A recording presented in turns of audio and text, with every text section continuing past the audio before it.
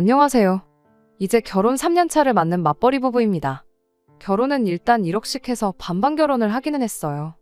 하지만 저는 오롯이 제가 모은 돈을 가지고 왔고 남편은 모아놓은 돈이 따로 없었다 보니 시댁에서 그 돈 전부를 해줬기에 엄밀히 따지자면 반반 결혼을 했다고 보기에 약간 애매한 부분도 있습니다. 여태까지는 이 사실이 저희 결혼 생활에 있어서 제 발목을 잡게 만드는 일이 될 거라고는 생각도 못했어요. 남편이 돈을 모아놓지 못한 이유는 취직이 다른 사람들에 비해 늦은 편이기에 그렇습니다. 그리고 제가 사회생활을 남들보다 조금 빨리 시작했다는 이유도 한몫하겠고요. 영화 보는 것 말고는 딱히 취미라고 부를 만한 것도 없던 저였다 보니 돈 모으는 것도 딱히 없었어요. 남편이 취직을 늦게 한 데에도 이유가 있습니다. 처음 연애를 시작했을 때만 해도 저희 둘 다 직장인이었어요. 연애 시작하고 1년 뒤에 남편이 제대로 사람 대우해주는 그런 회사에서 일을 하고 싶다며 다니고 있던 회사를 그만두게 되면서 공백기가 생기게 되었거든요. 남편이 다니고 있던 첫 직장이 문제가 아주 많은 회사였어요. 직원 수도 40명이 넘는 규모가 조금 있는 회사였는데도 불구하고 정말 제대로 된 사람 대접을 해주는 곳이 아니었거든요. 남편이 정식으로 이력서를 내서 취직을 한 건 아니었어요. 원래는 대학교 졸업반 시절에 단기로 아르바이트해서 취직하는 동안 생활비 좀 마련해보겠다고 들어간 회사였는데 어떻게 기회가 되어서 졸업하고도 계속 출근하게 되었던 거죠. 남편 말로는 같이 일하는 직원들하고 합이 잘 맞고 일도 성향에 맞는 데다가 어느 정도 미래도 보이는 곳이라고 생각했었대요. 거기에 사장까지 나서서 이런 식으로는 원래 채용을 잘 안 한다면서 이렇게 열심히 일하는 인재를 놓치면 회사 손해라고 취직하지 말고 여기서 그냥 일을 하라고 설득까지 해왔다는 겁니다. 그렇게 3년간 거기서 직장 생활을 하고 있었고 그때 저랑 연애도 시작했던 겁니다. 시간이 지나면서 남편도 짬이 좀 생겼으니 신입 직원이 들어오면서 사수 역할을 하게 되었대요. 처음 남편 밑으로 생긴 부하 직원이다 보니 인생 이야기도 해주고 술도 사주면서 가깝게 지냈다고 합니다. 그러다 같이 술 한잔하면서 회사 이야기가 나왔는데 그때 충격적인 사실을 알게 되었던 거죠. 실은 남편이 정말 말도 안 되는 박봉으로 일을 하고 있었다는 사실을 말이에요. 아르바이트한 기간까지 포함하면 3년을 훨씬 넘긴 경력직이었음에도 불구하고 이제 막 들어온 신입 직원이 받는 월급보다도 못한 돈을 받고 일을 하고 있었다는 사실을 알게 되었던 겁니다. 남편이 처음 시작을 아르바이트생으로 했다 보니 그때 당시에 거의 최저시급을 받고 일을 하고 있었는데 사장이 아르바이트생인데도 불구하고 직원만큼 일을 하는 남편을 아주 호구로 봤던 거였죠. 아르바이트 할 때도 저렇게 일을 열심히 하는데 뭐하러 돈을 더 주냐 뭐 그런 생각이었나 보죠. 남편이 아르바이트에서 직원이 되면서 월급을 많이 올려주긴 했는데 많이 올려줬다고 해도 회사에서 뽑는 신입 직원이 받는 돈보다 훨씬 못한 돈을 주기로 했던 거예요. 남편 잘못이 아예 없는 건 아니죠. 남편도 좀 더 알아보고 그랬어야 했는데 그때야 아무 경험 없는 사회초년생 시절이고 주변에서도 그런 내용에 대해 알려주는 사람 하나 없었다 보니 학교 끝나고 와서 일하면서 매달 6, 70만 원 받던 월급이 220만 원이 돼버리니 남편은 엄청 많이 올려줬던 걸로 생각했던 겁니다. 해마다 연봉도 5%씩 올려줬다는데 원래 받는 돈이 적은데 올라봐야 얼마나 오른 거겠어요. 아무것도 모르고 3년 동안 뼈 빠지게 일했는데 배신감에 아주 치가 떨렸다고 하네요. 그런데도 아쉬운 소리, 싫은 소리 하나 못하는 남편 성격 때문에 그 사실을 알고도 계속 출근을 했었던 거예요. 남편한테 이 사실을 알려준 신입 직원은 남편 월급 이야기를 듣고 뭐 이딴 회사가 다 있냐며 그날로 바로 그만뒀다고 하는데 남편한테는 그런 결단을 내릴 과감함마저 없었던 거였습니다. 그런 남편이 회사를 그만두게 된 건 순전히 저 때문이었어요. 남편이 한 번은 술에 엄청 취해서 속상하다며 저한테 전화를 해왔고 회사에서 박봉으로 아주 뽕을 뽑히고 있었다는 사실을 그때 처음 저에게 말해줬어요. 저도 이야기 듣기만 해도 피가 거꾸로 솟는 기분이었는데 당사자인 남편은 오죽했겠나요. 당장 안 그만두고 뭐하고 있는 거냐고 그때 제가 남편한테 회사에 당장 사표 집어던지고 사무실도 뒤집어 놓고 오라고 조언을 해줬죠. 남편은 처음에는 조금 꺼려했어요. 당장 벌이가 사라지는 거나 마찬가지였으니 앞으로 뭐 해먹고 살지 고민을 하더라고요. 아직 30도 안 됐는데 벌써부터 그런 걱정을 하냐고 새 직장 찾을 때까지 백수라고 해서 내가 헤어지자고 안 할 테니 당장 내일 회사부터 그만두라고 한마디 했어요. 제 말에 힘을 얻은 남편은 바로 다음날 회사에 사표를 내던지고 왔죠. 그제서야 거기 사장도 월급을 올려줄 테니 그냥 회사에 남아달라고 남편을 붙잡았다네요. 그동안 헐값에 부려먹은 돈을 다 쳐줘도 모자랄 판에 그 상황에서도 돈을 좀 아껴보겠다고 그 신입 직원이 받는 월급보다 5만 원을 더 주겠다고 나왔대요. 그제서야 남편도 자기가 호구당하고 있던 사실을 깨닫게 되었고 그 길로 뒤도 안 돌아보고 회사를 빠져나왔답니다. 원래는 후임 자리 생길 때까지 인수인계를 위해 다닐 생각이었는데 더는 못 참겠다면서 말이죠. 그때 남편이 조금 답답한 구석이 있다는 걸 알았어요. 사표 집어던지는 와중에도 회사에 인원이 비는 걸 걱정해서 몇 달 더 다닐 생각을 했다는 게 말이죠. 아무튼 결과적으로는 바로 때려쳤기 때문에 그걸 가지고 뭐라고 하지는 않았습니다. 남편이 새로 직장을 구한 건 그 회사를 그만두고 1년 반이 더 지나서였습니다. 그래도 새로 들어간 직장에서 경력 인정도 받고 해서 곧바로 대리직함 달고 출근할 수 있었어요. 남편이 심약하긴 하지만 실력이 없는 사람은 아니었거든요. 남편은 남편 나름대로 자기가 돈 한 푼 못 벌어오는 와중에 떠나지 않고 곁을 지키던 제가 자기를 뒷바라지 해줬던 거라고 생각을 했었나 봐요. 그리고 어쨌든 제 덕분에 악독한 회사에 한 방 먹여주고 나온 꼴이 되었으니 저랑 결혼해서 제 말만 듣고 살면 손해보는 일은 없겠구나 하는 생각도 들었다더라고요. 새 직장에 들어가고 나서 얼마 지나지 않아서 저한테는 평생 갚아도 모자랄 신세를 졌다며 자기랑 결혼해주면 그 은혜를 평생에 걸쳐서 갚아주겠다고 저에게 청혼을 해왔죠. 그리고 그렇게 저는 남편과 결혼을 하게 되었습니다. 연애하는 동안은 아무 문제가 없었거든요. 아쉬운 소리 못하고 조금 답답하고 못 믿어온 구석이 있다는 건 알고 있었지만 바꿔 말하면 웬만한 거 다 저한테 맞춰주는 착한 사람이었으니 적어도 결혼하면 어이없는 걸로 싸울 일은 없겠구나 싶었어요. 남편이 모아놓은 돈은 없었을지언정 시댁에서 똑같이 1억을 해주겠다고 했으니 결혼자금 문제도 딱히 따지고 들 게 없었죠. 그렇게 제 1억, 시댁 돈 1억으로 반반 결혼을 하게 되었습니다. 그 돈으로 빌라 전세 하나 구해 신혼살림 차리고 맞벌이 결혼 생활을 시작했습니다. 연애를 꽤나 길게 한 편이라서 남편에 대해서는 어느 정도 많이 알고 있다고 생각했는데 결혼하고 나니 모르는 것 투성이었어요. 요즘이 옛날처럼 결혼하기 전에 어디 가서 신부 수업 미리 받고 그러지는 않잖아요? 제가 혼자 살면서 기본적인 살림들은 손에 익은 상황이긴 했지만 그렇다고 해서 능숙한 편은 아니었어요. 그래도 평생을 부모님 집에서 살아온 남편보다야 제가 훨씬 더 잘했죠. 맞벌이에는 맞살림 하는 게 당연하다고들 하지만 혼자서 겨우 라면 정도 끓여 먹는 게 할 줄 아는 집안일에 전부인 남편에게 뭐 하나 제대로 맡길 만한 상황은 아니었습니다. 그래서 제가 주도적으로 집안일을 하게 되었죠. 남편은 대신 제가 시키는 것들은 군말 없이 다 했고요. 시부모님도 좋은 분들이라 생각했고 남편도 저에게 잘한다 했으니 행복한 결혼 생활을 하게 될 줄 알았는데 그게 아니었습니다. 남편 위로 신우가 한 명 있는데 처음에는 신우 때문에 결혼 생활이 조금 힘들게 될 수도 있겠다 하는 생각을 했었어요. 팔이 안으로 굽어서 그런 건지 이유는 모르겠지만 신우는 제가 남편보다 한참 모자라다는 생각을 하는 듯 보였고 대놓고 저를 못살게 굴지는 않았지만 탐탁치 않아 한다는 티를 그렇게 내고 다녔거든요. 저희가 결혼식 올리고 나서 얼마 지나지 않아 집들이를 했어요. 시부모님의 신혼에 이렇게만 불렀고 식사 끝나고 커피랑 차 한 잔씩 마시면서 이런저런 이야기를 하다가 시어머니가 우리 온다고 집 청소해놓고 음식해놓고 아주 그러느라 고생했겠다고 저한테 한마디 해주셨어요. 그 말에 남편도 나서서 많이 도와줬다고 힘쓰는 건 남편이 다 도와줘서 별로 힘들지 않았다고 대답했는데 신우가 괜히 트집 잡으면서 한마디 하더라고요. 그깟 집안일 뭐 얼마나 대단한 거 한다고 기어이 남편을 부려먹는다고요. 그 자리에 심해부도 있었는데 자기 얼굴에 침 뱉는 격이라는 걸 몰랐나 봐요. 저도 모르게 신우한테 그럼 심해부님은 형님 집안일 할 때 구경만 하고 하나도 안 도와주시냐고 놀라면서 되물었어요. 모쪽을 주려고 작정하고 그런 게 아니고 정말 저도 모르게 튀어나온 말이었는데 신우가 얼굴이 시뻘개져서 아무 말도 못하고 있었습니다. 아무튼 그 발언을 시작으로 신우가 아주 스위치가 켜져서는 온갖 불만을 이야기하기 시작했어요. 그러다가 튀어나온 말이 우리 집에서 니네 결혼할 때 얼마를 해줬는지나 아냐? 우리 엄마 노후자금 다 털어서 해준 건데 고마워하진 못할 망정 신우 말에 말대꾸를 하고 있느냐 하면서 열을 내기 시작했죠. 시댁에서 많이 도와준 건 사실인데 말씀드렸다시피 저희 반반 결혼했거든요. 신우가 그 사실은 모르나 싶었죠. 결국 신우가 혼자 저렇게 분노를 표출해버리는 바람에 집들이 분위기도 흐지부지 돼서 그대로 다들 집에 돌아가게 되었죠.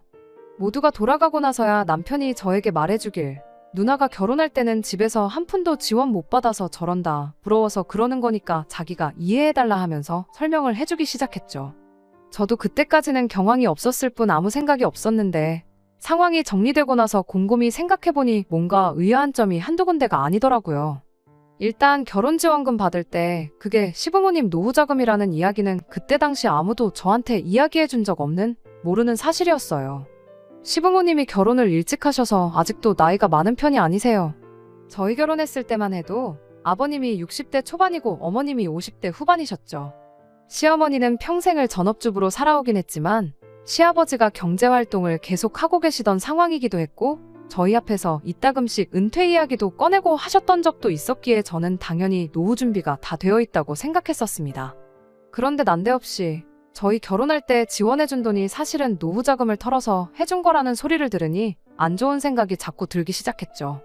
저희 친정이 저한테 물려줄 만한 재산은 없을지라도 나중에 저한테 아쉬운 소리 하거나 손 벌릴 생각 없으시다며 노후 준비를 완벽하게 끝내놓으신 상황이었거든요. 남편은 계속해서 누나 결혼할 때 집에서 정말 아무것도 못 받았는데 나는 1억이나 받아갔으니 배가 아파서 그러는 거라며 아무 걱정하지 말라는 식으로 말을 했습니다만 뭔가 뒤숭숭한 느낌을 지울 수가 없었습니다. 그리고 역시나 안 좋은 예감은 틀리는 법이 없다더니 그날로부터 3년이 지난 지금에 와서야 남편 입에서 이런 이야기가 나오게 되었네요. 회사에서 급작스럽게 해외 출장일이 잡혀서 4박 5일 동안 집에 들어오지 못한 적이 있어요. 말씀드렸다시피 남편이 집안일이라고 해봐야 제가 시키는 거나 대충 도와줄 줄이나 알지 자발적으로 무언가 하는 성격이 아니거든요. 급하게 잡힌 출장 일정이라 남편 먹을 밥이라고 미리 5일치 밥을 준비해 놓을 시간도 부족했어요. 제가 미리 밥을 준비해 놓는다고 한들 당장 하루 이틀치 말고는 나머지는 얼려놓아야 했을 텐데 남편 성격에 데워먹는 게 귀찮다고 손도 대지 않을 게 뻔했거든요. 길게 집을 비우는 게 처음이었다 보니 차라리 남편한테 시댁에 가 있으라고 했어요. 괜히 배달 음식만 주구장창 사 먹거나 라면이나 끓여 먹을 게 뻔해 보여서 그렇게 한 거였죠. 시어머니한테는 따로 연락드려서 20만 원 보내드렸고 저 가 있는 동안 오랜만에 아들하고 오붓한 시간 보내시라고도 말씀도 잘 드리고 그렇게 출장을 떠나게 되었습니다. 그리고 출장 다녀왔더니 남편은 저한테 잘 다녀왔냐느니 고생했다느니 하는 말은 한마디 없었고 은근슬쩍 계속 시부모님 이야기를 꺼내기 시작했습니다. 아버지 등이 평소보다 더 굽어 보인다느니 어쩐다느니 어머님 눈이 안 좋아지셨는지 소금이랑 설탕도 구분을 못하셔서 하루는 설탕국을 먹었다느니 하면서 말이죠. 그러면서 자기가 집안의 장남으로서 부모님이 너무 걱정이 돼서 두고 볼 수가 없다는 식으로 혼자서 쉬지도 않고 계속 중얼거리더라고요. 혼잣말 하는 것처럼 중얼거렸지만 집에 남편하고 저 둘밖에 없는데 누가 봐도 저 들으라고 하는 소리였어요. 듣다 못한 제가 나한테 무슨 이야기가 하고 싶어서 그렇게 혼잣말을 중얼거리느냐고 단도직입적으로 물어봤죠. 그랬더니 그제서야 본론을 꺼내기 시작했어요. 안 그래도 자기가 시댁에서 며칠 지내기로 했다고 하루는 누나랑 매형도 같이 와서 저녁 식사를 했답니다.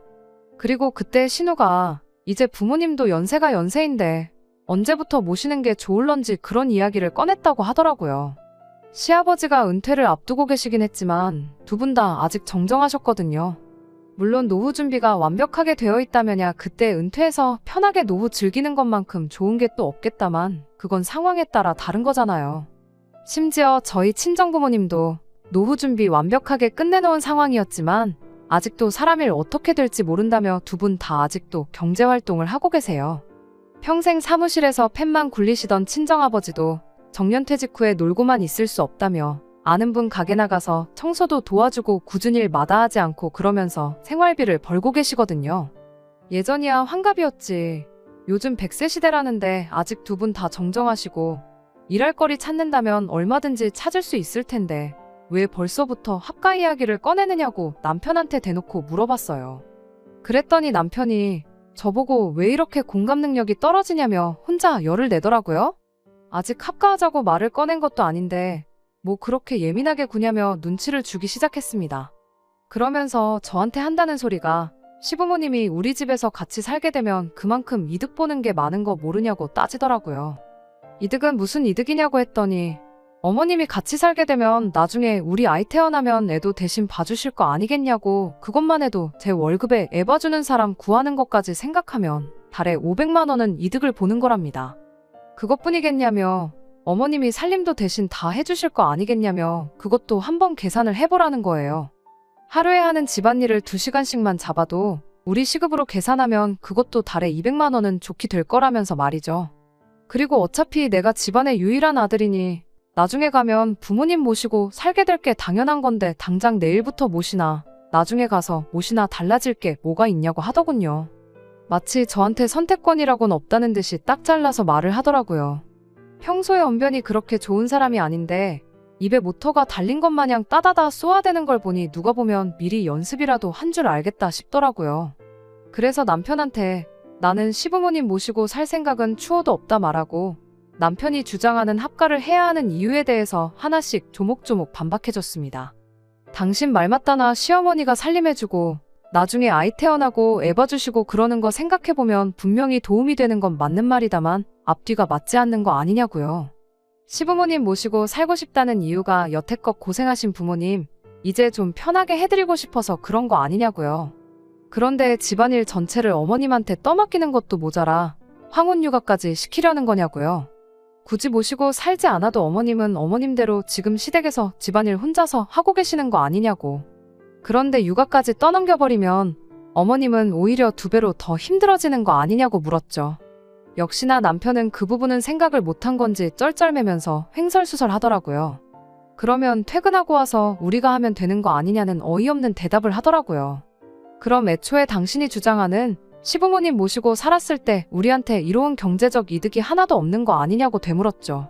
어떻게 대답해야 할지 몰라 얼굴이 시뻘개져서 있는 남편한테 그리고 아들이라서 부모님 모시고 사는 게 당연하다고 했는데 그거야 당신한테나 당연한 거지.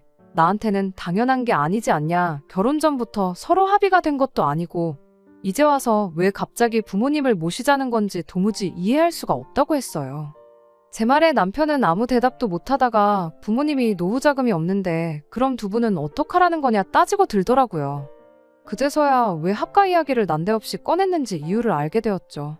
그런 이유 때문에 시부모님을 모시고 살아야 되는 거라면 나는 더더욱이 그렇게 하지 않겠다고 대답했습니다. 할 말이 없어진 남편은 화를 내면서 그럼 나랑 결혼은 왜 했냐고 성질을 부리네요. 언제부터 이렇게 자기 주장 내세우며 고집 부리는 사람이었는지 연애 3년에 결혼 3년 가장 가까이서 지켜봐왔던 그 사람이 맞나 싶어요. 제 말만 들으면 앞으로 손해보고 살 일은 없겠다며 결혼하자고 해놓고서는 왜 가만히 있는 저를 시부모님 노후 따위는 신경도 안 쓰는 그런 나쁜 며느리를 만드는지 싶네요. 정말이지 결혼지원금 한번 잘못 받았다가 졸지에 팔자에도 없던 시집살이를 하게 생겨서 정말 답답합니다. 어떻게 딱 잘라 말해야 남편도 고집 그만 부리고 포기할런지 뭐 좋은 방법이 없을까요? 정말이지 여러 가지 생각에 잠기게 만드는 하루입니다. 후기입니다. 좀 더 빨리 후기를 보내드리고 싶었는데 경황이 없어서 이렇게 모든 일 마무리 짓고 나서야 이렇게 후기를 보내드리게 되었습니다. 결론부터 말씀드리자면 남편과는 이혼하고 각자 갈 길 가기로 했어요. 아들이면 부모님 모시는 거 당연한 거라 했으니 아마 남편은 소원대로 시부모님 모시고 살게 되겠죠. 사실 그건 궁금하지도 않아요. 남편하고는 그날부터 냉전 상태에 돌입했는데 아침이면 아침마다 퇴근하면 퇴근한 대로 저한테 생각 좀 해봤냐며 계속해서 시부모님을 모시고 살 것을 강요해왔습니다. 그런데 알고 보니 이 모든 일에 배우의 신우가 개입하고 있었다는 사실을 알게 되었어요. 하기야 싫은 소리도 한마디 제대로 못하던 사람이 자기 고집 부리고 저러는 데는 다 이유가 있을 거라고 생각했어요. 저는 당연히 합가 대상인 시부모님이 뒷배라고 생각했고 부모님 뜻에 거역할 수 없으니 남편이 저렇게 강하게 나오는 거라 생각했는데 알고 보니 시부모님이 아니고 신우가 문제였네요. 몇 번이고 합가를 물어오는 남편 말에 언젠가부터 저는 싫다는 대답도 안 하고 그냥 무시로 일관하고 있었습니다. 남편도 더 이상 자기 능력으로는 제 마음을 돌려낼 수 없다고 생각했는지 하루는 퇴근길에 신우를 데리고 저희 집으로 찾아왔어요. 남편 입에서 나온 게 다 신우 머리에서 나온 이야기였을 테니 신우라고 뭐 별게 있었겠나요. 드라마 재방송하듯이 남편이 했던 말 그대로 이야기를 꺼내더군요. 시부모님 노후자금으로 결혼했으면 당연히 모시고 살아야 하는 거 몰랐냐고요. 이 상황에 손이신우라고 해서 예의 차리고 그럴 생각도 없어서 저도 말하는 것마다 따박따박 제 할 말을 다 했습니다. 반반 결혼했는데 그 돈이 시부모님 노후자금이건 빚을 내서 해준 거건 무슨 상관이냐고요. 막말로 사실 내가 결혼할 때 가지고 온 돈도 내 돈이 아니고 친정부모님 노후자금이었다고 우기면 어떻게 할 거냐고 따져물었죠. 그러면 저도 친정부모님 노후자금으로 결혼한 게 되는 거니 당장 내일부터 친정부모님도 이 집으로 모셔오면 되는 거냐고요. 신우는 말로는 안 되겠으니 억지를 부리더라고요. 출가회인 이야기를 꺼내면서 친정보다 시댁이 먼저라는 소리를 꺼내더군요. 자기도 따지고 보면 며느리면서 출가회인 이야기가 하고 싶나 싶더라니까요. 그래서 저도 출가회인이면 출가회인답게 친정일에 신경 끄고 형님이나 알아서 잘하라고 했어요. 당장 형님도 시부모님 모시고 사는 것도 아니면서 무슨 자격으로 남의 집 일에 감나라 배나라 하고 있냐고요. 그제서야 신우도 억지 부린다고 제가 호락호락 넘어갈 사람이 아니라는 걸 깨달았는지 조건을 걸어오면서 회유를 시작하더라고요. 그리고 이 합가 사태가 이렇게 갑작스럽게 그것도 신우의 주도하에 일어나게 된 진짜 이유를 알게 되었습니다. 시부모님이 살고 계신 빌라가 요즘 시세로 2억 정도 한다고 하더라고요. 그리고 자기는 저희 결혼할 때 남편이 지원받은 만큼 꼭 받아야 적성이 풀리겠답니다. 그러면서 조건을 제시하길 시부모님 집을 팔아서 그 돈을 정확하게 반반씩 나누자고 하더라고요. 그러면 저도 1억이 생기는 거니 손해는 아니라면서요. 하지만 여기에는 큰 함정이 있었죠. 속이 뻔히 보여서 함정이라고 할 것도 없어요. 시부모님 집을 팔면 시부모님은 어디 가서 사느냐 따져 물으니 당연히 니네가 모시고 살아야지 이러고 있더라고요.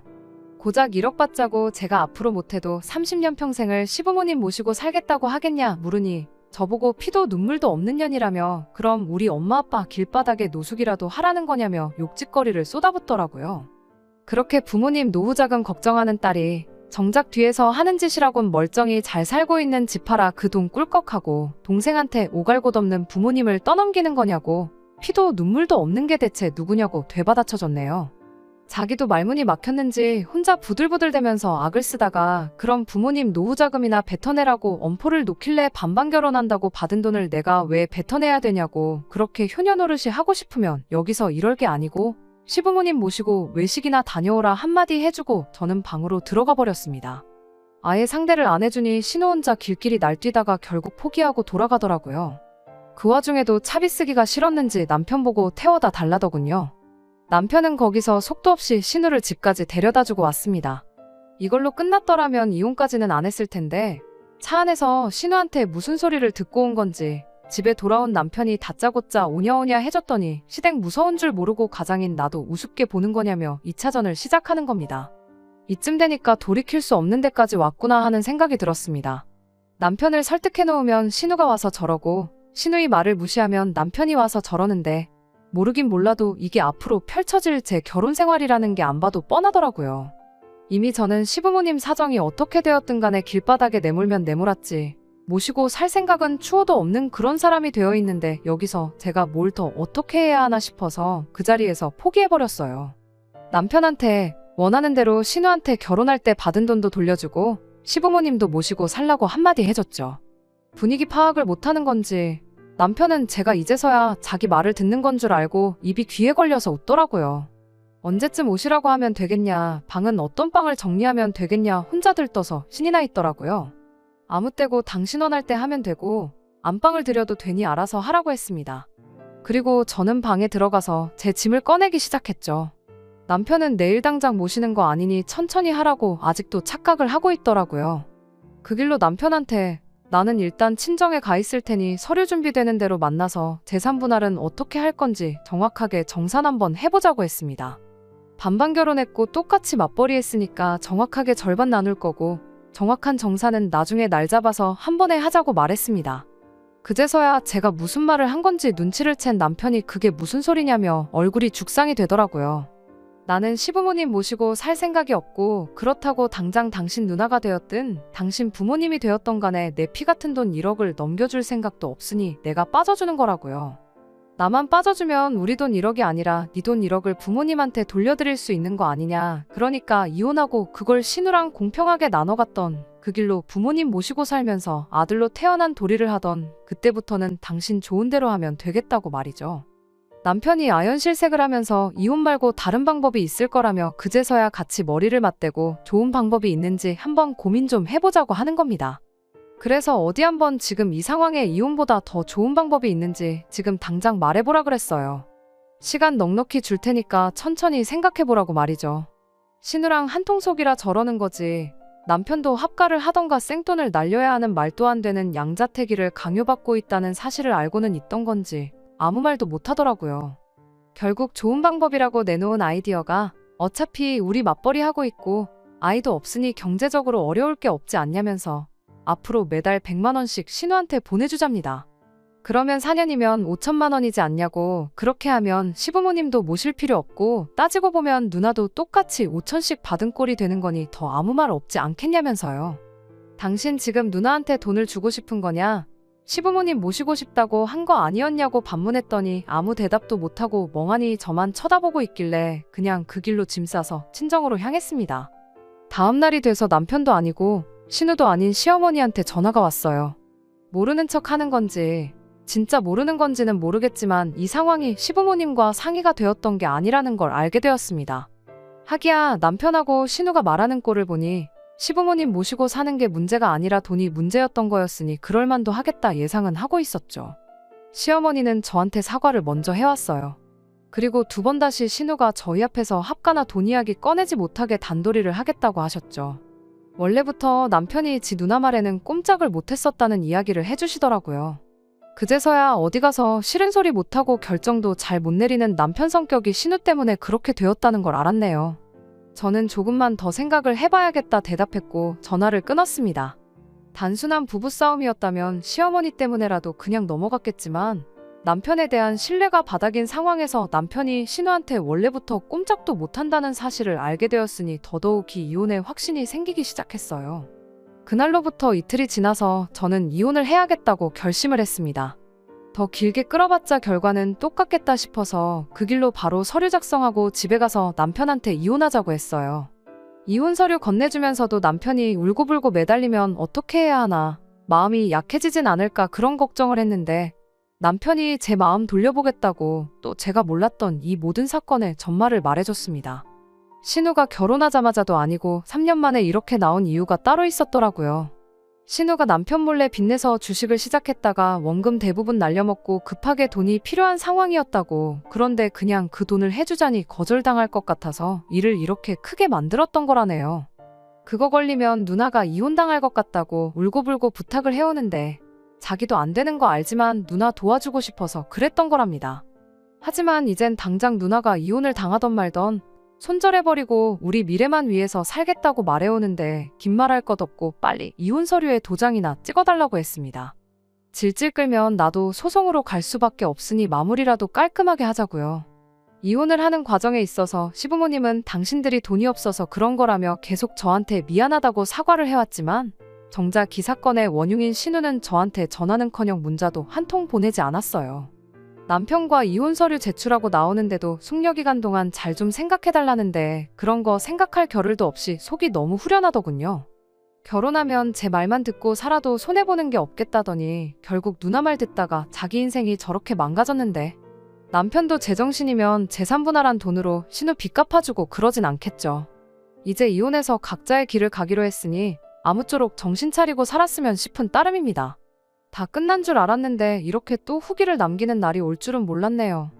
이혼한 마당에 남편이며 그 식구들과 2번 다시 얽힐 일은 없을 줄 알았는데 신우가 몸소 전화까지 해줘서 근황을 알려준 덕분에 이렇게 마지막 후기를 남깁니다. 다짜고짜 신우한테 전화가 와서는 너 때문에 내 인생 망했다며 욕짓거리를 하더라고요.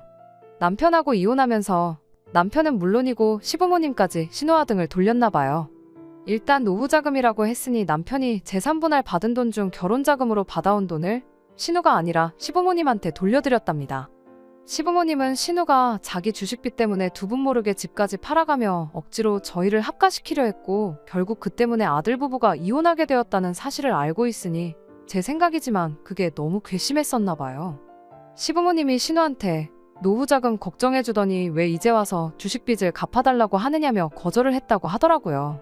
결국 신우는 더 이상 혼자 힘으로는 이자도 메꿀 수 없는 상황이 돼버려서 결국 거액의 빚을 지게 된 걸 남편한테 들키게 되었고 지금 그것 때문에 이혼당한 애 만회하는 상황이라며 저한테 화풀이를 하려고 전화를 했던 거예요. 그래서 저도 한마디 해줬어요. 피차나도 너 때문에 이혼녀 타이틀을 달게 되었는데 네가 이혼당한다고 하면 내가 뭐 미안해라도 할 줄 알고 전화한 거냐고요. 인과응보라는 말이 괜히 있는 게 아니라고 지은 죄를 돌려받는 거니 억울해 말고 이참에 여태껏 잘못 살아온 네 인생이나 한번 돌아보라고 한마디 해줬네요. 전화기 너머로 소리를 빽빽 지르던 신우를 뒤로 하고 전화 끊어버리고 번호도 차단해버렸습니다. 이젠 두 번 다시 그 집구석하고 얽힐 일은 없을 거예요. 적어도 이혼의 원흉이나 마찬가지였던 신우 인생의 말로가 저렇게 처참하게 되었다는 거나 위안 삼으려고요. 댓글로 응원해주신 분들께 모두 감사드리며 저는 이번에는 진짜로 작별 인사를 드려야겠습니다. 끝까지 들어주셔서 감사합니다. 오늘의 사연은 여기까지입니다. 구독과 좋아요, 알람 설정 부탁드리고 더 좋은 사연으로 다시 찾아뵙겠습니다. 감사합니다.